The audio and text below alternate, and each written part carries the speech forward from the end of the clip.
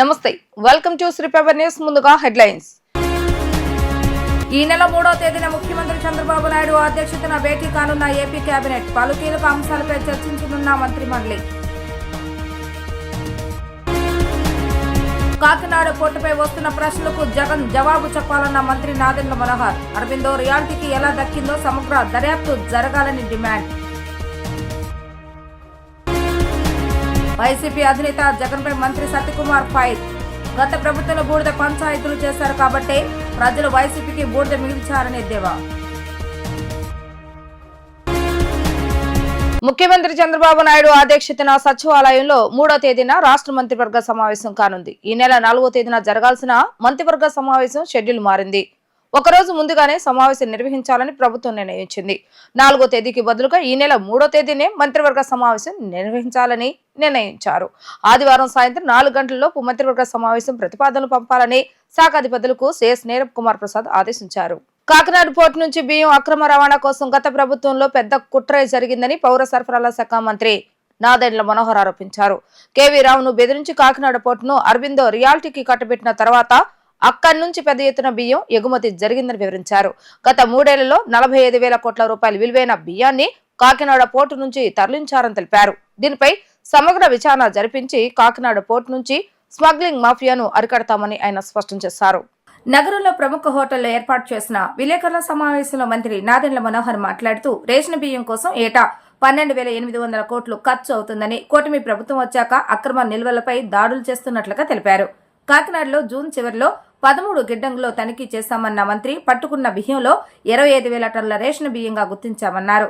5 ఏళ్ల పాటు కాకినాడ పోర్టులోకి ఎవరిని రానివ్వలేదని, రాష్ట్ర ప్రభుత్వ పోర్టులోకి ఎవరూ వెళ్లకుండా అడ్డుకున్నారని మండిపడ్డారు. డోర్ డెలివరీ పేరుతో 9,000కు పైగా వ్యాన్లు కొని సరఫరా వ్యాన్ల ద్వారా రేషన్ బియ్యం సేకరించారని ఆరోపించారు. రేషన్ బియ్యం తరలించడంలో ప్రత్యేక ప్రణాళిక అమలు చేస్తారని ధ్వజమెత్తారు.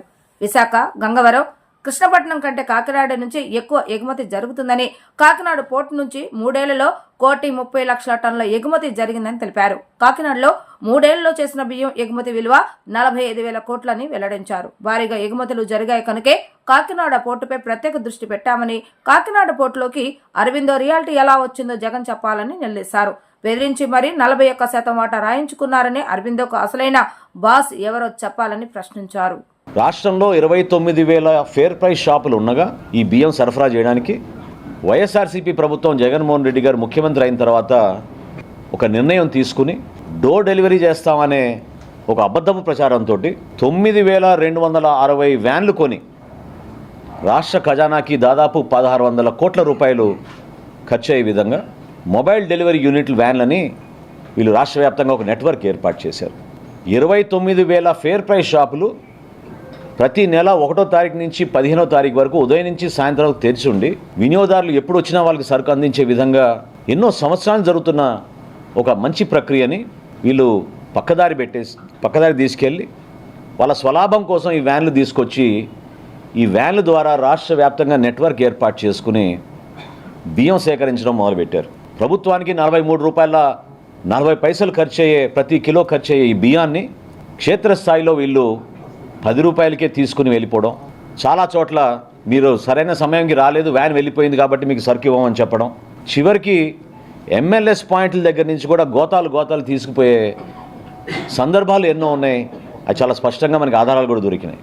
ఈ విధంగా వీళ్ళు పక్కడబందీగా ఒక గ్రీన్ ఛానల్ ఏర్పాటు చేసుకుని చిత్తూరు నుంచి శ్రీకాకుళం నుంచి నేషనల్ హైవే మీద నేరుగా కాకినాడకి ఎక్కువ శాతం ఈ బియ్యం తరలించే విధంగా ఒక పక్కడబందీ కాన్స్పిరసీ చేసి వీళ్ళు చేశారు. ఆంధ్రప్రదేశ్ తీరంలో ఏ పోర్టుకి లేని విధంగా కాకినాడ పోర్టులో రైస్ ఎగుమతి జరిగింది. ప్రత్యేకంగా వీళ్ళు ఎప్పుడైతే మెడ మీద కత్తి పెట్టి కాకినాడ సీ పోర్ట్స్ లిమిటెడ్ దగ్గర నుంచి వీళ్ళు పోర్టు లాగేసుకుని అరవిందోకు చెప్పారో ఆ రోజు నుంచి మీరు చూస్తే లెక్కలు ప్రతి ఒక్కరు కూడా ఆశ్చర్యం కలిగిస్తాయి. 3 ఆర్థిక సంవత్సరాల్లో, నేను 5 సంవత్సరాలు కూడా చెప్పడం లేదు, కేవలం గత 3 ఆర్థిక సంవత్సరాలు చెప్తున్నాను. గత 3 ఆర్థిక సంవత్సరాల్లో మన రాష్ట్రంలో గంగారాం పోర్టులో బియ్యం ఎగుమతి 2,20,289 మెట్రిక్ టన్నులు. కృష్ణపట్నం అధునాతమైంది, చాలా పెద్ద పోర్టు. ఇక్కడ 23,00,000 51,218. విశాఖపట్నం అన్నిటికన్నా పెద్ద పోర్ట్ 38,02,000 మెట్రిక్ టన్నులు. ఇప్పుడు కాకినాడకు వస్తే లెక్కలు చెప్తే మీరే ఆశ్చర్యపోతారు. కాకినాడ పోర్టులో వీళ్ళు దుర్మార్గంగా ఈ 3 సంవత్సరాల నుంచి చేసింది 1,31,18,346 మెట్రిక్ టన్నులు. దీని విలువ ఒక్క కాకినాడదే చెప్తున్నాను. కాకినాడలో రైస్ ఎగుమతి విలువ ఈ 3 సంవత్సరాల్లో 48,537 కోట్ల రూపాయలు. అంటే ఏ స్థాయికి చేరారో చూడండి మీరు. అక్కడి నుంచి బియ్యం ఎగుమతి చేశారు కాకినాడ పోర్ట్ నుంచి. ఎంత పెద్ద కాన్స్పిరసీ జరిగిందంటే జగన్మోహన్ రెడ్డి గారి ప్రభుత్వంలో ఆయనే ముఖ్యమంత్రి, ఆయనకి తెలియకుండా జరగదు కదా. ఆరోబిందో రియాలిటీకి కాకినాడ సీ పోర్ట్స్ ఎందుకు 41% వాటా ట్రాన్స్ఫర్ చేసింది, ఏ సందర్భంలో చేసింది, ఏ విధంగా బెదిరించి భారతదేశంలో కార్పొరేట్ చరిత్రలో ఏనాడు జరగని విధంగా కేవీ రావు గారిని వారి కుటుంబాన్ని బెదిరించి ఏ విధంగా వీళ్ళు 41% వాటా రాయించేసుకున్నారో ఖచ్చితంగా బయటికి రావాలి. గత ప్రభుత్వంలో బూడిద పంచాయతీలు చేశారు కాబట్టే ప్రజలు వాళ్ళకి బూడిదే మిగిల్చారని మంత్రి సత్యకుమార్ యాదవ్ వ్యాఖ్యానించారు.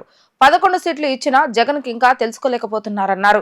ఇస్తున్న విమర్శలు అర్థవంతంగా ఉండాలి కానీ అర్ధరహితంగా ఉండకూడదని ఆయన హితవు పలికారు.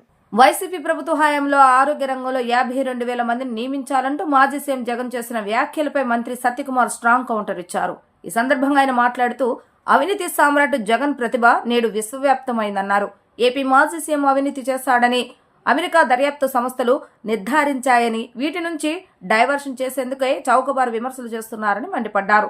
సీఎంగా మీడియా ముందుకు వచ్చి సమాధానాలు చెప్పలేని వ్యక్తి జగన్ అని అన్నారు. ప్రతిపక్షంలో వచ్చాక మాట్లాడితే మీడియా ముందుకు వచ్చి అబద్ధాల ప్రచారం చేస్తున్నారని విమర్శించారు. నా మంత్రిత్వ శాఖపైన అనేక అసత్యాలు ప్రచారం చేశారు. వాటిపై చర్చకు రండి అని సవాల్ చేస్తే పారిపోతున్నారు. బురద జరటం, పారిపోవటం జగన్కు అలవాటుగా మారింది. మొన్నటి వరకు బూడిదను తెచ్చుకున్నారు, ఇప్పుడు మాపై ఆ బూడిద వేయాలని చూస్తున్నారంటూ తీవ్ర స్థాయిలో విరుచుకుపడ్డారు. బూడిద పంచాయతీలు ఏం జరిగాయి అనేది గత 5 సంవత్సరాల ప్రజలు అందరూ చూశారు. ఆ బూడిద పంచాయతీలు చేశారని చెప్పి బూడిద ఇచ్చారు వాళ్ళకి ప్రజలు. 11 సీట్లు బూడిద వేసి ఇచ్చారనమాట. ఇప్పటికీ తెలుసుకోలేకపోతే ఏదైనా నిర్మాణాత్మక ప్రతిపక్ష పాత్ర పోషిస్తూ మీరు ఏదైనా చేస్తున్న విమర్శలు ఒక అర్థరహితంగా ఉండాలి కానీ, అర్థవంతంగా ఉండాలి కానీ అర్థరహితంగా ఉండకూడదు. ముఖ్యమంత్రి గారిపై బూడిద ఇది చేస్తున్నారు. ఎందుకంటే ఈయన దారి మళ్ళీ ఇవాళ ప్రజలందరూ చూస్తున్నారు ఏ రకంగా అవినీతి సామ్రాట్ మన రాష్ట్రంలో ఎక్కడి దాకా ఈ జిల్లా లేదా ఈ రాష్ట్రానికి మాత్రమే పరిమితం అనుకుంటున్న అవినీతి సామ్రాట్ ఇవాళ విశ్వవ్యాపితమయ్యాడు. ప్రపంచమంతా ఆంధ్రప్రదేశ్ నుంచి గతంలో ముఖ్యమంత్రిగా చేసిన వ్యక్తి విదేశాలు అమెరికా లాంటి చోట కూడా ఇంత పెద్ద అవినీతి అని అమెరికా లాంటి దేశాలు కూడా విస్తుపోయేలాగా ఉన్నాయి. వాటి నుంచి ప్రజలు దృష్టి మరల్చడానికి ఏమంటే అది మాట్లాడే ప్రయత్నం చేస్తున్నారు. ప్రతిరోజు రావడం, ఏనాడు ముఖ్యమంత్రిగా పత్రికా సమావేశం నిర్వహించిన వ్యక్తి, ప్రజలు అడుగుతున్న వాడికి సమాధానం చెప్పిన వ్యక్తి ఇవాళ ప్రతిపక్షంలోకి వచ్చేసరికి 1 డజన్ పైగా పత్రికా సమావేశాల నుంచి అన్ని అబద్ధాలు మాట్లాడమే. అన్ని అబద్ధాలు, నా మంత్రిత్వ శాఖకు సంబంధించిన కూడా ప్రతిదీ అబద్ధాలు మాట్లాడమే. మేము అడుగుతుంటే సమాధానం చెప్పండి లేదా మీరు రండి చర్చకు రండి అంటే పారిపోతున్నారు. అంటే బురద జల్లడం, పారిపోవడం. ఇప్పుడు బూడిద జల్లుతున్నారు. ఇప్పటిదాకా బురద జల్లి పారిపోయే పని చేశారు, ఇవాళ బూడిద జల్లే ప్రయత్నం కూడా చేస్తున్నారు. విజయవాడ ఇంద్రకీలాద్రిపై ఈ నెల 21 నుంచి 25వ తేదీ వరకు భవానీ దీక్ష విరమణలకు సన్నాహాలు చురుగ్గా సాగుతున్నాయి. దీక్షలు ముగించుకొని ఇరుముళ్లతో తరలివచ్చే భవానీ భక్తులకు శ్రీ దుర్గామల్లేశ్వర స్వామి దేవస్థాన అధికారులు ఏర్పాట్లు చేస్తున్నారు. ఈవో కెఎస్ రామారావు, నగర పశ్చిమ ACP Durgarao, CI Guruprakash, engineering అధికారులు, వైదిక సిబ్బందితో కలిసి ఏర్పాట్లు పరిశీలించారు. హోమగుండాల ఏర్పాటు, అన్నదానం, ప్రసాదం కౌంటర్లు, క్యూ లైన్లు తదితర అంశాలను క్షేత్రస్థాయిలో సమీక్షించారు. బీజేపీ రాష్ట్ర అధ్యక్షులు పురంధేశ్వరి వ్యాఖ్యలను సిపిఐ రాష్ట్ర కార్యవర్గ సభ్యులు కె రామకృష్ణ ఖండించారు. ఆదానితో బీజేపీకి సంబంధం లేదని ఆమె వ్యాఖ్యల పట్ల ఆయన తీవ్ర అభ్యంతరం వ్యక్తం చేశారు. ప్రధాని మోడీ గుజరాత్ సీఎంగా ఉన్నప్పుడే ఆదానితో సంబంధాలు ఉన్నాయన్నారు. ప్రధాని హోదాలో మోడీ ప్రయాణించే విమానంలో ఆదాని తన పక్కనే కూర్చోబెట్టుకున్నారని తెలిపారు. పురంధేశ్వరి కాంగ్రెస్ లో కేంద్ర మంత్రిగా ఉన్న సమయంలోనే ఆదాని బీజేపీ మధ్య సంబంధాలు ఉన్నట్లుగా ఆమె వివరించారు. ఆదాని వల్లనే ప్రజలపై వేల కోట్ల భారం పడిందన్నారు. ఆదాని అవినీతి ఘటనపై పూర్తి దర్యాప్తు చేయించాలని ఆయన డిమాండ్ చేశారు. రాష్ట్ర బీజేపీ అధ్యక్షురాలు పురంధరేశ్వరి వ్యాఖ్యలను తీవ్రంగా ఖండిస్తా ఉన్నాను. అదానికి బీజేపీకి సంబంధం లేదని చెప్తే ఎవరి చెవుల్లో పూలు పెట్టాలనుకున్నారో ఆమె సమాధానం చెప్పాలి. అసలు ఇప్పుడే కాదు, నరేంద్ర మోడీ గుజరాత్ ముఖ్యమంత్రిగా ఉన్న కాలం నుండి వారిద్దరి మధ్య సంబంధ బాంధవ్యాలున్నాయి. 2014 పార్లమెంట్ ఎన్నికల్లో ఇదే అదానీ గారి విమానంలో నరేంద్ర మోడీ గారు దేశమంతా ప్రచార కార్యక్రమం నిర్వహించారు. మోడీ ప్రైమ్ మినిస్టర్ అయిన తర్వాత మోడీ గారి విమానంలో అదానీ గారు వెనక్కి కూర్చొని దేశాలు తిరిగి అగ్రిమెంట్లను చేయించుకుంటా ఉన్నారు. ఆస్ట్రేలియాలో, శ్రీలంకలో, అనేక దేశాల్లో ఆయనకు ఒప్పందాలన్నీ కూడా మోడీ గారే చేయిస్తూ ఉన్నారు. చివరికి ఆయన పైన హిండెన్బర్గ్ నివేదిక వచ్చిన సందర్భంలో కూడా మోడీ, అమిత్ షా ఆయన్ని కాపాడి ఆయనకు వత్తాసుగా ఉండి ఆయన నిలబెట్టారు. ఇప్పుడు చివరికి అమెరికాలో న్యూయార్క్ ఈస్టర్న్ డిస్ట్రిక్ట్ కోర్టులో ఆయన పైన ఛార్జ్షీట్ ఫైల్ అయిన తర్వాత కూడా, అక్కడ ఎస్ఏఎక్స్ వాళ్ళు చేసిన తర్వాత కూడా ఈరోజు కూడా చర్య తీసుకోలేకపోతా ఉన్నారు. వాళ్ళు చాలా స్పష్టంగా చెప్పారు, 4 రాష్ట్రాల్లో 2,100 కోట్ల రూపాయలు లంచాలు ఇచ్చారు, సెకీ ద్వారా సోలార్ పవర్ అగ్రిమెంట్ చేసుకున్నారు అని క్లియర్గా పరిశీలన చేసి నివేదిక ఇచ్చిన తర్వాత కూడా ఈరోజు కూడా వాళ్ళు మాట్లాడలేకపోతా ఉన్నారు. పార్లమెంట్లో ప్రతిపక్షాలన్నీ కూడా దీనిపైన చర్చ జరగాలని పట్టుబడితే పార్లమెంటు వాయిదా వేస్తూ ఉన్నారు తప్పితే చర్చకు ముందుకు రావడంలా. కాబట్టి ఇంత స్పష్టంగా ఆయన్ని కాపాడుతూ ఉంటే పురంధరేశ్వరి గారు అంటారు జగన్ తప్పు చేశాడు, అదాని మెప్పు చేశాడు. అదాని ఇంకా చాలా సంతోషం. పురంధరేశ్వరి గారు అదానిని రాహుల్ గాంధీ, ప్రియాంక గాంధీ కాపాడుతున్నారని మాత్రం అనలే. అందరికీ తెలుసు. నేను పురంధరేశ్వరి గారికి చెప్పేది ఏమంటే, అమ్మా నీవు కాంగ్రెస్లో కేంద్ర మంత్రిగా ఉన్నప్పటికి నుండి అప్పటికే అదానికి మోడీకి సంబంధం ఉంది, బీజేపీకి అదానికి సంబంధం ఉంది. కాబట్టి ఏమంటే ఇవాళ చాలా క్లియర్గా ప్రపంచానికి తెలిసిపోయింది. ఇప్పుడైనా సరే కేంద్ర ప్రభుత్వం స్పందించాలి. మీరే ఆయన్ని కాపాడుతూ ఉన్నారు. లక్షల కోట్ల రూపాయలు ప్రజలపైన భారాలు పడడానికి అదానీ కారకుడు. అదానితో చేసిన అగ్రిమెంటే కారకుడు. దేశమంతటా పోర్ట్లు, అదేవిధంగా విమానాశ్రయాలు, వీటితో పాటు లక్షల ఎకరాల భూములు అవన్నీ కూడా ఆయన కట్టబెట్టడంలో కూడా మోడీ పాత్ర ఉంది. రాష్ట్రాన్ని దోచిపెట్టాడు జగన్మోహన్ రెడ్డి వారికి, అందులో కూడా మోడీ పాత్ర ఉంది. వీటి నిజంగా మీ చిత్తశుద్ధి నిరూపించుకోవాలంటే తక్షణమే అదానీని అరెస్ట్ చేయాలి, ఈ ఒప్పందాలని రద్దు చేయాలి, వీటన్నిటిపైన కూడా సమగ్రమైన విచారణ జరిపించాలని చెప్పి సిపిఐ తరఫున డిమాండ్ చేస్తా ఉన్నాం. ఆనాడు విరవీగిన రామ్ గోపాల్ వర్మ ఇప్పుడు భయపడి పారిపోయారని మాజీ ఎమ్మెల్సీ బుద్ధ వెంకన్న ఆరోపించారు. జగన్ ప్రభుత్వ సహకారంతో ఇష్టం వచ్చినట్లుగా మాట్లాడారని మండిపడ్డారు. చంద్రబాబు నాయుడు, పవన్ కళ్యాణ్, లోకేష్ లను కించపరిచేలా సినిమాలు తీశారని విమర్శించారు. తన ట్విట్టర్ లో మార్ఫింగ్ ఫోటోలు పెట్టి పైశాచిక ఆనందం పొందారని, ఇప్పుడు కేసులకు భయపడి అడ్రస్ లేకుండా దాక్కున్నారని ఆయన ఎద్దేవా చేశారు. నగరంలోని ఆయన కార్యాలయంలో ఏర్పాటు చేసిన విలేకరుల సమావేశంలో టీడీపీ మాజీ ఎమ్మెల్సీ బుద్ధ వెంకన్న మాట్లాడుతూ రామ్ గోపాల్ వర్మకి దమ్ముంటే ధైర్యంగా నిలబడాలని, అప్పుడు చేసింది కరెక్ట్ అని చెప్పాలని, ఆనాడు రెచ్చిపోయి ఇప్పుడు దాక్కున్న వైసీపీ నేతలు కొడాలి నాని, వంశీ, అవినాష్ల గురించి సినిమా తీయాలని బుద్ధ వెంకన్న డిమాండ్ చేశారు. వర్మ సినిమాలకు సెన్సార్ సర్టిఫికెట్ ఇచ్చిందని, ఇప్పుడు కేసులు పెట్టడం ఏమిటని జగన్ అంటున్నారని, జగన్ కు సిగ్గుందా? ముఖ్యమంత్రిగా పనిచేసిన వ్యక్తికి ఈ సినిమాల గురించి మాట్లాడతారా అంటూ మండిపడ్డారు. భార్య కూతుళ్లను వదిలేసిన వర్మను వెనకేసుకొచ్చి మాట్లాడతారా? జగన్ కూడా తల్లి చెల్లిని బయటకు పంపేశారని తీవ్ర స్థాయిలో ఆయన విమర్శించారు.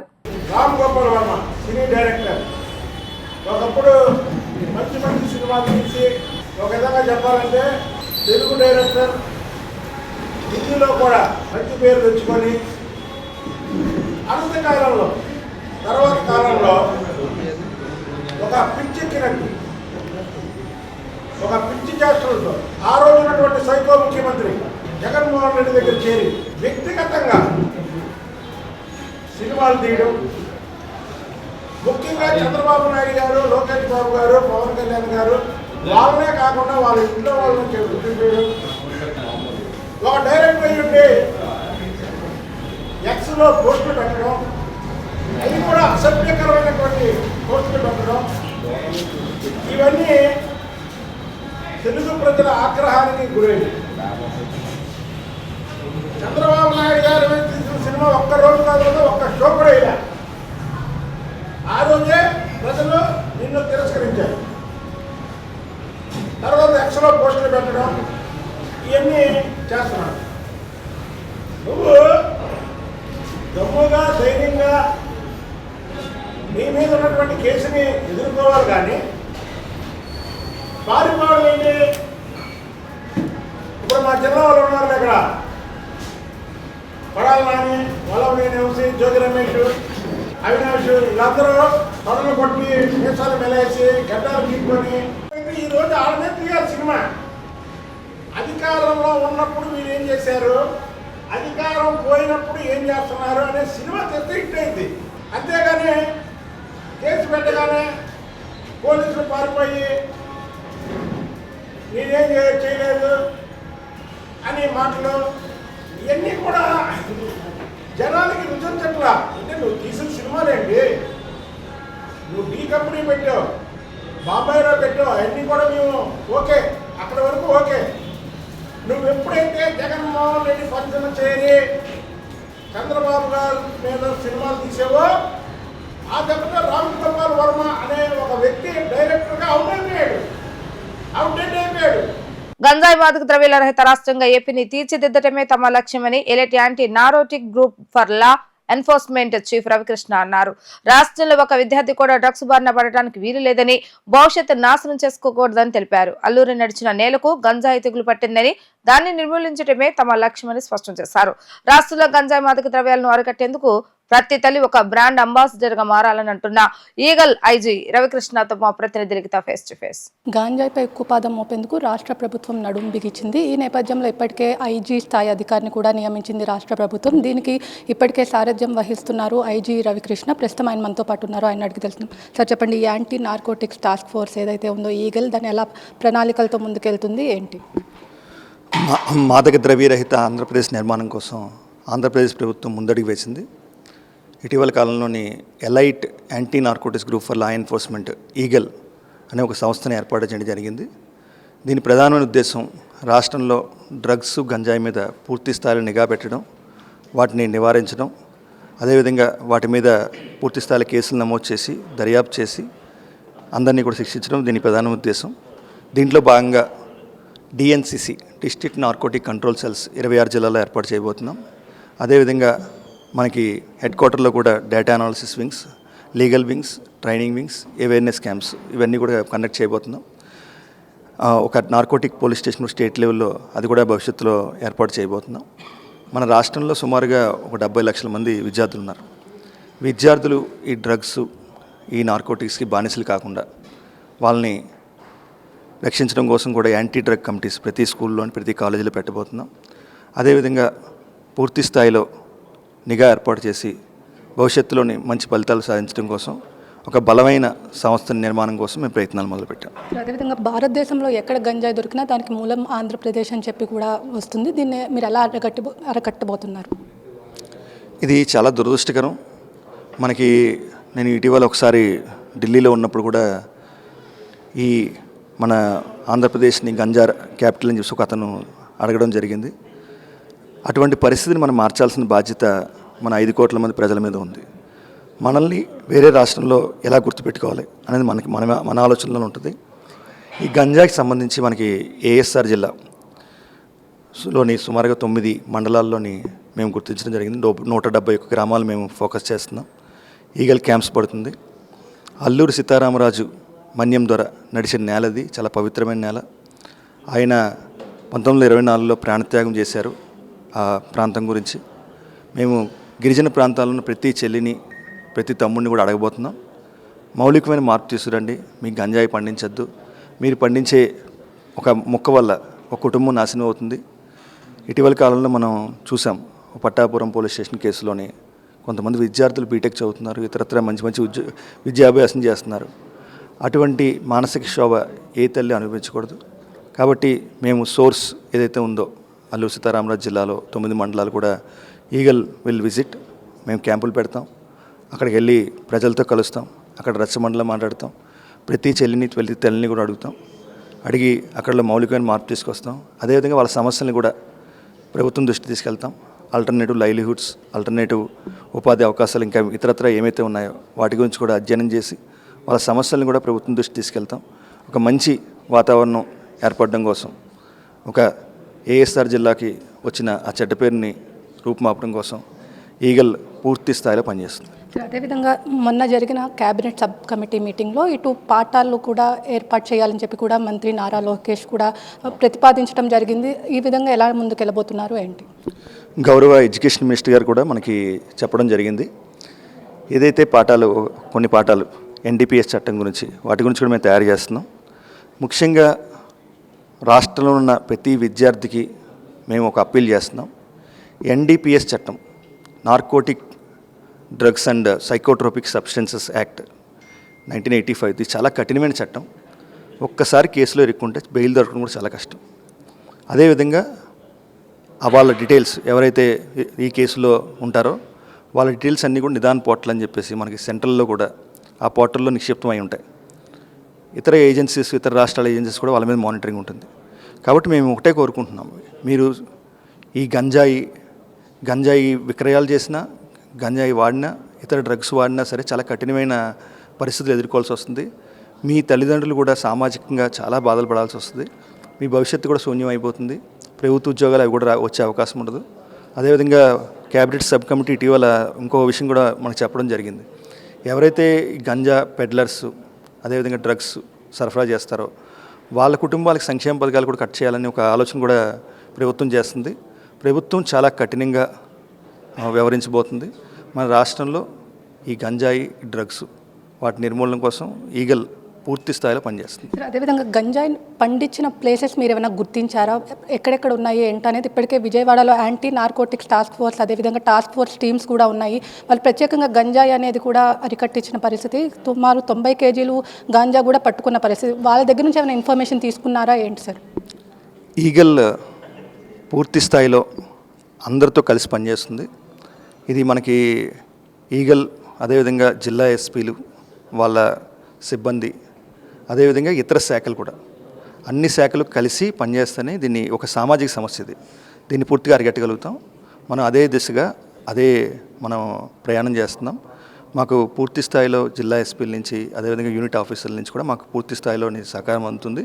భవిష్యత్తులో ఒక అనుసంధానం చేసి ఒక ప్రత్యేకంగా ఈ ఈగల్ సంస్థ ద్వారా డ్రగ్స్ నియంత్రణ కోసం పూర్తి స్థాయిలో మేము కృషి చేస్తాం. అదేవిధంగా గాంజా ట్రాన్స్పోర్టేషన్ మీద అంటే ఇటు ఏపీఎస్ఆర్టీసీ కానీ ప్రైవేట్ బస్సెస్ పైన ఇటు ఈగల్ టీమ్స్ ఎలా పనిచేయబోతున్నాయి ఏంటి?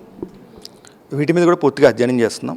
మన ఆర్గనైజేషన్ ఫామ్ అవగానే వీటి మీద కూడా ఏదైతే కొరియర్ సంస్థలు ఉన్నాయో వాటి వివరాలు కూడా తీసుకుంటాం. వాటికి కూడా మేము మీటింగ్ ఇక్కడే కాల్ ఫర్ చేస్తాం. వాళ్ళని కూడా మేము ముందుకు తీసుకెళ్ళి వాళ్ళ గురించి కూడా మేము ఆలోచించి వాళ్ళకు కూడా సలహాలు, సూచనలు ఇచ్చి ఈ డ్రగ్స్ వాళ్ళ కొరియర్ ద్వారా వెళ్లకుండా ఏ విధమైన జాగ్రత్తలు తీసుకోవాలి. మేము అదేవిధంగా కొన్ని కెనైన్ స్క్వాడ్లు కూడా పెట్టబోతున్నాం. ఏదైతే డాగ్స్ ఉన్నాయో, స్నిప్పర్ డాగ్స్, అవన్నీ కూడా వాటిని కూడా మేము ఈగల్లో ఒక భాగం ఉంది. వాటి ద్వారా కూడా సర్ప్రైజ్ చెక్స్ మేము చేయబోతున్నాం. డైనమిక్ చెకింగ్స్ అన్ని చేసి వాటిని కూడా అరికట్టడానికి పూర్తి స్థాయిలో ప్రయత్నం చేస్తాం. డ్రోన్స్ ఏమైనా అంటే ఇప్పుడు ముఖ్యమంత్రి చంద్రబాబు డ్రోన్ ఆంధ్రప్రదేశ్గా కూడా తీర్చిదిద్దబోతున్నారు. ఈ యాంటీ నార్కోటిక్స్ టాస్క్ ఫోర్స్ ఈగల్కి డ్రోన్ సహాయం ఏమన్నా అందుబాటులో వస్తుందా ఏంటి? ఇది ఏఎస్ఆర్ జిల్లాలోని మేము డ్రోన్స్ కూడా డిప్లాయ్ చేయబోతున్నాం. ఎక్కడైతే గంజా పడుతుందో వాటిని పూర్తి స్థాయిలో మనం మానిటర్ చేయడంలో డ్రగ్స్ మన డ్రోన్స్ ద్వారా, అదేవిధంగా కోఆర్డినేట్ సెర్చ్ ఆపరేషన్స్ ద్వారా, ఎడ్రిన్ శాటిలైట్ ద్వారా వీటిని కూడా మానిటర్ చేసి మనం పూర్తి స్థాయిలో మనం దాన్ని కంట్రోల్ చేయబోతున్నాం. ఇది మొత్తం చూసుకున్నట్లయితే గంజాయి రహిత ఆంధ్రప్రదేశ్గా తీర్చిదిద్దేందుకు ఇటు రాష్ట్ర ప్రభుత్వం కట్టుదిట్ట ఏర్పాటు చేసింది. ఈ నేపథ్యంలో యాంటీ నార్కోటిక్స్ టాస్క్ ఫోర్స్ను ఇప్పటికే పాఠాల్లో కూడా చెప్పి ఎన్డీపీ చట్టం ప్రకారం ప్రజలకు కూడా అవగాహన, అదేవిధంగా విద్యార్థులకు అవగాహన కల్పించేందుకు కూడా అన్ని ఏర్పాట్లు కూడా చేస్తున్నట్టు ఇక్కడ రవికృష్ణ అయితే చెప్తున్నారు. ఇది ఇక్కడ ఉన్న పరిస్థితి. వీడియో జర్నలిస్ట్ అఖిల్తో లిఖిత, డిజిటల్ న్యూస్, మంగళగిరి నుంచి. బీజేపీకి దేశవ్యాప్తంగా సానుకూల స్పందన ఉందని 2024 సభ్యత్వ నమోదు కార్యక్రమంలో తక్కువ సమయంలోనే దేశవ్యాప్తంగా 11 కోట్ల మందిని సభ్యత్వం చేయగలగటమే అందుకు నిదర్శనమని పార్టీ రాష్ట్ర అధ్యక్షులు ఎంపీ దగ్గుపాటి పురంధేశ్వరి అన్నారు. పారదర్శకంగా, సమర్థవంతంగా సంస్థాగత ఎన్నికలు నిర్వహించి ముందుకు వెళ్లాలని సూచించారు. నగరంలో హోటల్లో బీజేపీ సంఘటన పర్వ రాష్ట్ర స్థాయి వర్క్ షాప్ జరిగింది. ఈ వర్క్ షాప్ కు దగ్గుపాటి పురంధేశ్వరి, బీజేపీ జాతీయ ఎన్నికల రిటర్నింగ్ అధికారి, రాజ్యసభ సభ్యుడు డాక్టర్ కె లక్ష్మణ్ ముఖ్య అతిథులుగా హాజరయ్యారు. ముందుగా జ్యోతి ప్రజ్వలన చేసి వర్క్ షాప్ ను ప్రారంభించారు. అనంతరం పురంధేశ్వరి ప్రసంగిస్తూ ఆంధ్రప్రదేశ్ లో ఉన్న బీజేపీ కార్యకర్తలు 25 లక్షల మంది సభ్యత్వాన్ని చేర్చారని, అంకిత భావంతో పనిచేయడం వల్లనే సాధ్యమైందని ఆమె అన్నారు. హర్యానాలో, మహారాష్ట్రలో కనివిని ఎరుగని రీతిలో విజయం సాధించామని, మంచి స్పందన ప్రజల్లో ఉంది కాబట్టి అంత భారీ మెజారిటీతో గెలిచామని అన్నారు. మోడీ నాయకత్వాన్ని ప్రజలందరూ స్వాగతించారని, పేద మహిళల సాధికారతపై దృష్టి సారించి బీజేపీ పనిచేస్తుందని అన్నారు. అదానితో ఒప్పందం కుదిరినప్పుడు సీఎంగా ఉన్న జగన్ అదానితో సంబంధం లేదని చెప్పడం హాస్యాస్పదంగా ఉందని అన్నారు. లక్ష్మణ్ మాట్లాడుతూ దేశంలోనే అంతర్గత ప్రజాస్వామ్యం కలిగిన ఏకైక పార్టీ బీజేపీ మాత్రమేనని అన్నారు. పోలింగ్ బూత్, మండల, జిల్లా ఎన్నికలను పార్టీ నిర్దేశించిన సమయంలో పూర్తి చేసుకోవాలని సూచించారు. ఆంధ్ర రాష్ట్రంలో ఉన్నటువంటి భారతీయ జనతా పార్టీ కార్యకర్తలు 3 బలమైనటువంటి పార్టీలు రాష్ట్రంలో ఉన్నా భారతీయ జనతా పార్టీ కార్యకర్తలు ఆంధ్ర రాష్ట్రంలో 25 లక్షల సభ్యుల్ని చేర్చారు అని అంటే ఇది చిన్న పని కాదు. వారందరికీ కూడా నేను శిరస్సు వంచి వాళ్ళ నమస్కరిస్తున్నాను. కింద ఉన్నటువంటి కార్యకర్త ఆ విధంగా నడుం బిగించి అంకిత భావంతో పనిచేసినటువంటి సందర్భంలోనే ఇవాళ మనం అంత పెద్ద ఎత్తున సభ్యుల్ని చేర్చుకోగలిగాము. ఇవాళ సభ్యత్వ నమోదు కార్యక్రమం అయిపోయింది. ఇంకొక అడుగు ముందుకు వేసి మనం సంస్థాగతపరమైనటువంటి ఎన్నికల మీద దృష్టి పెట్టేటువంటి సమయం ఆసన్నమైంది. అదేవిధంగా మొన్న మహారాష్ట్రలో జరిగింది కూడా కని విని ఎరుగని రీతిలో మన విజయాన్ని హస్తగతం చేసుకున్నటువంటి విషయాన్ని వారందరికీ కూడా నేను గుర్తు చేస్తున్నాను. అంటే సానుకూల స్పందన లేకపోతే ఖచ్చితంగా ఇటువంటి అనూహ్యమైనటువంటి విజయాన్ని ఈ 2 రాష్ట్రాల్లో కూడా మనం కైవసం చేసుకునేటువంటి అవకాశం ఉండేది కాదు. ప్రత్యేకించి మహారాష్ట్రలో చూసినా, అదేవిధంగా హర్యానాలో చూసినా భారతీయ జనతా పార్టీ ఓడిపోతుంది అనేటువంటి ఒక ప్రచారం జరిగినటువంటి విషయం మనందరికీ తెలుసు. ఎందుకంటే భారతీయ జనతా పార్టీ కార్యకర్తలంగా మనం అందరం కూడా కొంత ఆందోళన చెందాం. అయినా బ్రహ్మాండమైనటువంటి విజయాన్ని ఈ 2 రాష్ట్రాల్లో సాధించాం. జార్ఖండ్లో కనుక చూసినట్లయితే మనకు వచ్చినటువంటి ఓటు శాతం ఇవాళ 33%గా ఉంది. కాంగ్రెస్కి 23% వచ్చింది. కనుక మనకి ఓటు శాతం పెరిగింది. అయితే అవి సీట్లోకి కన్వర్ట్ కాలేదు అనేటువంటి విషయం ఒకంత మనం సమీక్షించుకోవాల్సిందైనా కూడా మనకి ఓటు పెరిగినటువంటి విషయాన్ని మనం అందరం కూడా గమనించాలి. అదేవిధంగా ఇవాళ అదాని అంటూ మన మీదకి వస్తున్నటువంటి నేపథ్యం, ఇవాళ మీరు అమెరికాలో రాసినటువంటి ఉత్తరం ఏదైతే ఉందో మీరు ప్రతి ఒక్క అక్షరాన్ని జాగ్రత్తగా కనుక చదివినట్లయితే వారు 4 రాష్ట్రాలని అక్కడ ఉటంకించడం జరిగింది. 1 ఆంధ్ర, 2 తమిళనాడు, 3 ఒడిశా, 4 జమ్మూ కాశ్మీర్. ఇవాళ ఈ 4 రాష్ట్రాల్లో ఎవరు ఉన్నారు అధికారంలో అనేటువంటి విషయాన్ని మనం ఇక్కడ గమనించాలి. వారు నిన్న మొన్న జగన్మోహన్ రెడ్డి గారు ప్రెస్ కాన్ఫరెన్స్లో చెప్తారు, నా పేరు ఎక్కడా లేదు కదా అని చెప్పి వారు చెప్తారు. కానీ ఈ ఒప్పందం కుదిరినప్పుడు ఎవరు అధికారంలో ఉన్నారు? ఆంధ్ర రాష్ట్రంలో వైఎస్ఆర్సీపీ పార్టీ అధికారంలో ఉన్నది. ఇవాళ అదానీ లాంటి వ్యక్తి మన ఆంధ్ర రాష్ట్రానికి వచ్చి ఒప్పందం చేసుకుంటున్నారు అని అంటే అది రాష్ట్ర ముఖ్యమంత్రికి తెలియకుండా జరిగిపోతుందా? ఈ ప్రశ్న ఖచ్చితంగా జగన్మోహన్ రెడ్డి గారు జవాబు ఇవ్వాలి. వార్తలు ముగించే ముందు హెడ్లైన్స్ మరొకసారి.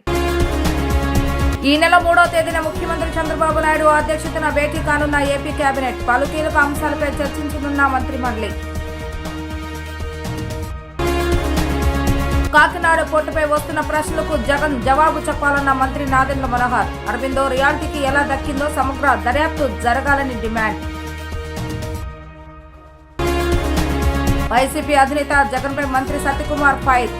గత ప్రభుత్వంలో బూడిద పంచాయతీలు చేశారు కాబట్టే ప్రజలు వైసీపీకి బూడిద మిగిల్చారని ఎద్దేవా. ఇవి ఈ రోజు వార్తా విశేషాలు. మరలా తిరిగి ప్రసారమయ్యే వార్తల్లో మళ్ళీ కలుద్దాం. అందరికీ సెలవు, నమస్కారం.